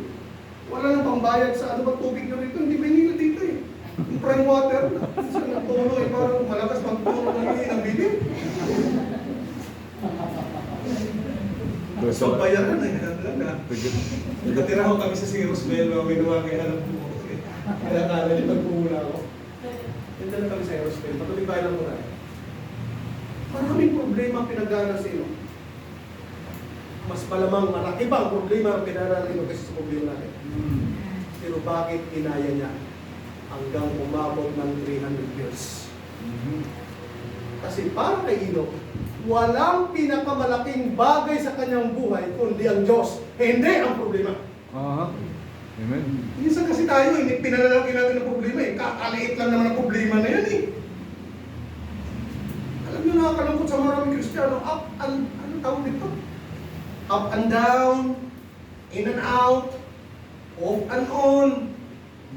Nakikita sa church pag nasa mood. Pag wala sa mood, di mo makikita. Hindi ganun si Enoch. Lalo na kung may tungkulin siya sa kanyang anak. Tao po, mga kapatid, alam niyo kung pinaka-blessing sa amin bilang mga pastor? Yung mga matatapat na mga Enoch. Ito yan. Walang ibang nagpapataba sa aming mga puso na every Sunday, nandyan kayo nakaupo sa inyong mga kinaupuan. Kahit may mga problema rin kami minsan, may tao lang din kami, katulad ninyo. Actually, kami yata pinakamaraming problema. Sa totoo lang, pastor, ewan ko, ako ngayon may problema ako. Hindi ako, pastor, may problema ako, hindi muna ako mag-preach ng revival. Hindi magawa ko eh. Kayo, pastor. Diyos tayo eh. Ibigay mo na sa Panginoon yan. Diyos na bahala nun. Hintayin na lang natin ang kasagutan ng Diyos. Mga kapatid, marami sa atin eh. Na kunting problema, yanig agad. Kunting pagsubok, wala na sa church. No! Si Enoch, ang kanyang endurance, 300 years. Siguro pabuti lang natin ang paglilingkod sa ng 30 years. Sige nga, 30 years. Ako pastor, 30 years na ako pastor eh. Then nakabot ako ng 30 years, siguro, may edad pa, paabot pa na ng 50. Sige nga. Imposible na makaabot ako ng 300. Imposible na yan. Pero at least paano, kahit ganito lang ang time na aking inilaan sa paglilingkod, at least, hanggang kamatayan, masumpungan sana tayo nagtatapat sa paglilingkod. Amen. Yun na po mga kailangan. Grabe, ang tatak ng buhay ni Enoch na dapat pamarisan natin mga Kristiyano. Kami mga pastor, pamamarisan namin si Enoch. Amen? Amen. Kayo mga miyembro, walang iwanan. Walang iwanan. Kapag-establish naman lang tayo ng pamilya rito, wala nang iwanan. Kung sakali may problema man balang araw, pagka-usapan natin, mapag-ayos yan. Amen. So, continue walk with God. Alam niyo mga kapatid, once na Enoch na itinalaga niya ang kanyang buhay sa paglilingkod, talaga yun na. Naka-fix na ang kanyang purpose. Naka-determined na siya that he will live for the Lord. Di ba may nagkasabihan tayo, Brother JM, may ikaw leader ng yun? Sila din Si Brother Bruce. Di ba Brother Bruce, you know the song, I have decided to follow Jesus. Di ba masaya yan? Kinakanta rin natin sa church. Amen. I have decided to follow Jesus. I have decided to follow Jesus. At yung pinakababa, maganda, no turning back! No turning back! Nag-decide ka lang naman maglingkod sa hari ng mga hari at sa Panginoon ng mga Panginoon, wala nang atrasan. No retreat, no surrender. Hindi ko pelikula yun. Amen. Okay na ba kaya? Last. It'll be the end of this walk. Saan ang dulo ng lakad ni Enoch? Wow, I'm very excited. Saan po ba? Tingnan natin mga kapatid, last verse 24. Ang sabi ng Bible, and Enoch walked with God, and he was not, for God took him. Amen. May kwento si G. Campbell Morgan, ihiramin ko lang. Kukupyahin ko lang, ha? Kasi, wala namang masamang mangupya. Pare, lahat tayo nakapasa dahil sa pangungupya. Wala na yun. Mga teacher ka, ha? Sino mga teacher dito? Mga estudyante natin na naging matalino dahil sa pangungupya. Ako, naging matalino ako sa pangungupya ko eh. Magaling ako mangupya. Alam mo bakit? Nung ako elementary, sabi ng teacher ko, class, copy this. Pinupya ko. Yun. Sabi ko naisip ko eh. Kala Kala niyo yung matalino? Hindi! Kala ko. Sabi ng teacher ko, class, kopyahin niyo to. Kala ko na- Pinupya ko naman. kala ko na- Sinaral ko. Kaya pag exam na, kapasa ako dahil sa pangungupya. Kala Kung ko. hindi ko nangupya, di ba na ako pag-aaralan? Kaya walang masama ang mangupya. Kala ko na ko eh. Sa paisip mo gusto na. Sabi ng teacher, kopyahin niyo to class. Pinupya ko, masunod ako estudyante. Kaya ako yung mangupya ulit. Nag-aaral ako, hanggang ngayon, nag-aaral pa. Mangupya ako! Ang aking kukupyahin ang sabi ni G. Campbell Morgan. Sabi niya, isang araw daw si Enoch at ang Panginoon, kwento lang niya, ibibigay na to ha. Naglalakad daw si Enoch at ang Panginoon. Habang sila naglalakad ng magkasama, napalayo na ngayon ang kanilang paglalakad. Hanggang sa maghapon na silang naglakad. Kasama ni Enoch ang Panginoon. Nung hanggang magdidilim na, sabi ng Panginoon kay Enoch, Enoch, mas malapit ka na ngayon sa aking tahanan kaysa sa tahanan mo. Why not umuwi ka na lang sa tahanan ko at sumama ka na lang sa akin? Doon ang naging hantungan ng buhay ni Enoch. After 300 years of faithful service, of faithful walking with God, sabi ng Panginoon Enoch, tama na yung time na yan, 300 years na eh. Sapat na. Halika, umuwi ka na dito sa aking tahanan. Yan ang sabi ng Bible, for he was not for God took him. So ano ang final message natin ngayon ako? Ang dulo ng ating paglilingkod sa Panginoon ay walang iba kundi hanggang kamatayan. Amen. Hanggat hindi Amen. pa tayo kinukuha ng Panginoong Jesucristo, huwag tayong huminto. Amen. Hanggat buhay pa tayo, maglingkod tayo Yes, ng amen. tapat. Right. Hanggat buhay pa tayo, may lakas pa tayo, may enerhiya pa tayo na pwedeng paggamit sa kalawalatan ng Panginoon. Paggamit natin to Yes. hanggang sa ating kamatayan. Amen. Sana sa buhay ni Enoch ay napagpala tayo. Amen. Amen. Sana po, kayahin natin ang buhay ni Enoch. Darating ang time na magiging sulit ang lahat ng ating kapaturan sa mundo ito. Sabi ng Bible, be not weary in well-doing, for in due season we shall reap if we faint not. Brethren, don't faint in serving the Lord.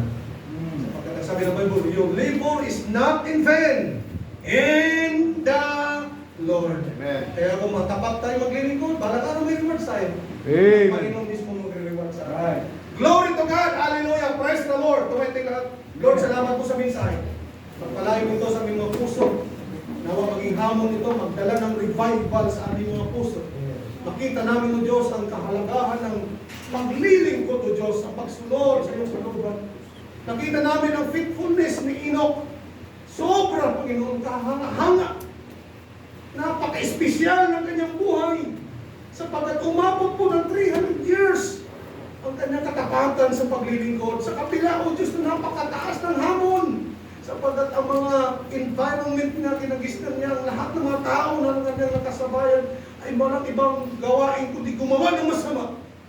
But here comes Enoch. Pinili niyang sundin ang kalooban ng Panginoon kaysa sa kalooban ng kanyang laman. Kaya sa hapon na ito, Lord, ikaw pong kumilos sa amin. Bigyan mo kami, O Diyos, ng desire na maglingkod pa. Lord, gayahin namin na isang kanta na I have decided to follow Jesus. No turning back. No turning back. Kung kami po'y nagsimula na maglingkod, tutuloy na namin ito, Diyos, hanggang sa iyong pagbabalik. Tulungan mo ang church na ito. Tulungan mo po ang mga mahal mong kapatiran dito, Panginoon. Nasama-sama sana sila maglingkod dito.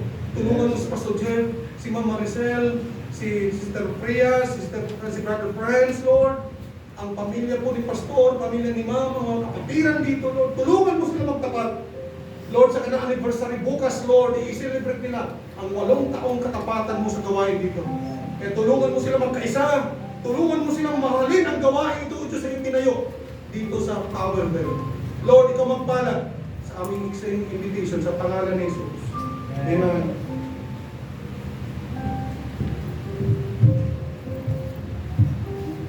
Habang nakapikit.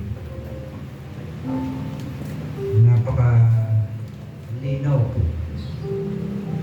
yung mensahe ng Panginoon na ating pong narinig itong huling gabi ng ating pong liwanag. Nakita po natin yung paglakad ni Enoch sa ating pong Panginoon. Sa kabila ng kalagayan niya nung panahon na yun, na marami pong mga taong masasama na nakapaligid sa kanya. Sila na lang, pamilya ang naglilingkod sa Panginoon. Isipin mo yun, mga kapatid. Na binanggit doon sa verse kanina na great, talagang pasamang-pasama na ang mundo sa kasalanan. But Enoch still na naging tapat sa Panginoon, na sumunod, na lumakad ng matuwid sa ating pong Panginoon. Tayo mga kapatid, bilang mga anak ng Diyos sa iglesia nito, alam ko po at alam natin lahat, at alam ng Panginoon yung ating pong pakikipaglaban. Dahil ang mundong ito, pipilitin niya ang bawat Kristiyanong mapalayo sa Diyos. Pipilitin niya ang mga Kristiyano na hindi lalakad sa Diyos. Kapatid, mayroon tayong tutulong sa atin para lumago ang ating spiritual. Para lumaban pa tayo sa hamon ng buhay nito. Kaya yun yung naging kalagayan natin ngayon. Kaya marami pong mga Kristiyano nanlamig, hindi na bumalik sa church, wala silang pakialam sa gawain ng Panginoon. Why? Dahil mas sinunod nila yung condition ng mundo ito.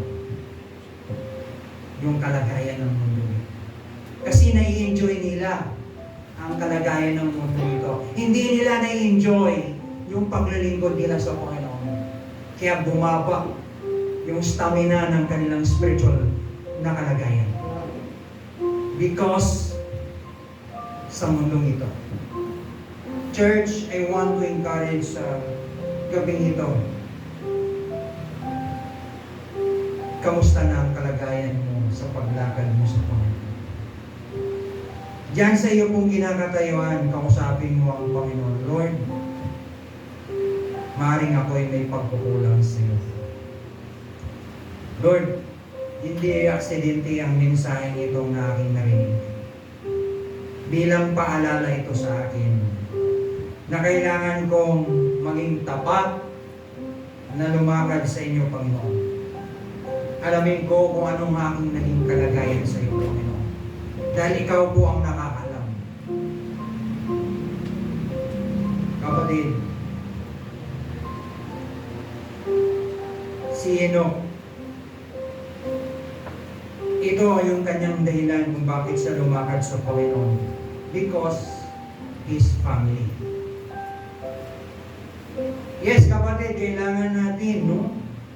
Sa paglakad natin sa Panginoon, nakasama po ang ating pamilya. Ang hirap po, hindi naging masaya ang ating paglakad sa Diyos kung hindi natin kasama yung ating mga mahal sa buhay. Church, the big responsibilities, yung pamilya po natin, na hindi po natin nadala sa ating Panginoon. Sapagkat marami pong mga pamilya, kapatid, especially, hindi na po tinuturuan yung kanila pong mga anak na lumakad sa ating pong Panginoon. Sabi nga ni Pastor, bago natin ituro ito sa ating mga anak, sana turuan muna natin yung ating mga sarili. Kasi hindi naman tayo susundin ng ating mga anak kung hindi natin tuturuan na sundin yung ating sarili para sa Panginoon. Ngayong gabi, mga kapatid, alam po natin na malapit na bumalik ang Panginoon. Anytime. Walang nakakaalam kung kailan, pero dapat maging handa ka. Ang tanong, handa ka ba? Kasi mga kapatid, sana sa pagbabalik ng Diyos ay kasama po ang mga mahal natin sa buhay. Di ba napakasarap ng pakiramdam na pagbabalik ng Panginoon ay kasama po kayo lahat? Yan ang pinakamalaking reunion natin pagdating sa lahat. Kapatid, makita po natin yung huling paglakad po ni Enoch sa Panginoon. For 300 years, isipin mo, 300 years, never nagreklamo si Enoch. Makita mo yung puso niya sa Panginoon. Yung endurance ng kanya pong paglakad sa Panginoon. Kakaiba ito, kapatid. Tayo, konting problema lang, ayaw na natin pumunta sa church. Konting mga nangyari sa buhay natin, ayaw na tayo mag-involve sa gawain ng Panginoon. Sila na lang po yan, kaya po na nila yan. Kapatid, kung yun ang maging isip natin, hindi po tayo makapagpatuloy sa paglakad natin sa Panginoon. Isipin mo si Enoch, mga kapatid, hanggang sa huli ng kanyang buhay, yung legacy na iniwan niya sa kanya pong maging apo, sa kanya pong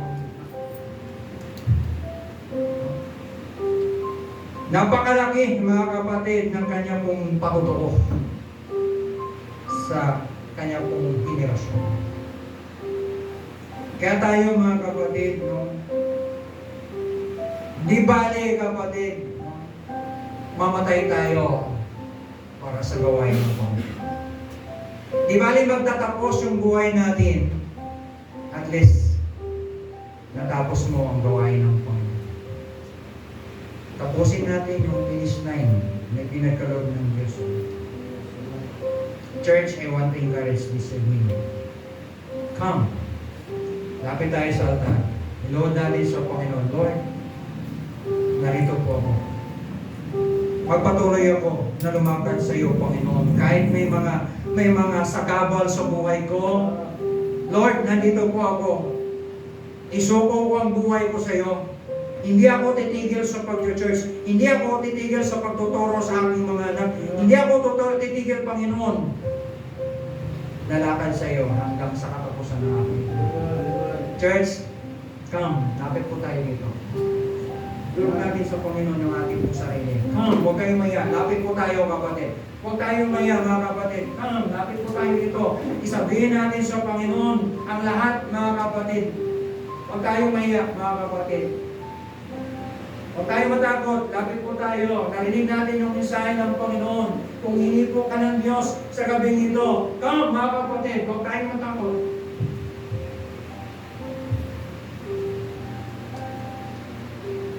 Ang revival, napakalaking bagay po yan sa buhay natin. Na muli, ma-refresh tayo, kapatid. Muli na mabubuhayan yung ating spiritual na kalagayan. Sa dami ng mga problemang pinagdaanan natin, physically, spiritually, financially, mga kapatid, nangihina na tayo. Pero salamat sa Diyos na may pinadala ng mensahero para palalahanan, para i-revive tayo mula sa kanya pong salita. Kapatid, usapin mo ang Panginoon sa gabi. Yes, lahat tayo bumabagsak. Lahat tayo may mga failures sa buhay. Pero aayusin ng Diyos yan kapag maging tama ang lakad natin sa Kanya.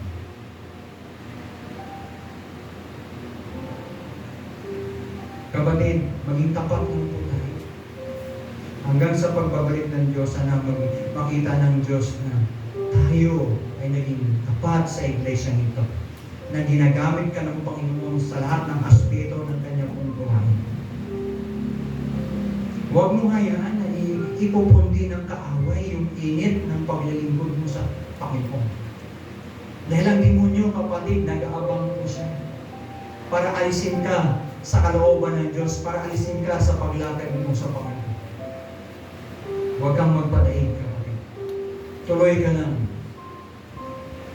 Sa dami ng hamon ng buhay, tuloy ka lang na lumagan sa Panginoon. Kasi matatapos din yan yung mga paghihirap natin. Dito lang, mga kapatid, panandalian lang po yan. Pero makakamit din natin balang araw yung tagumpay at sagana ng buhay.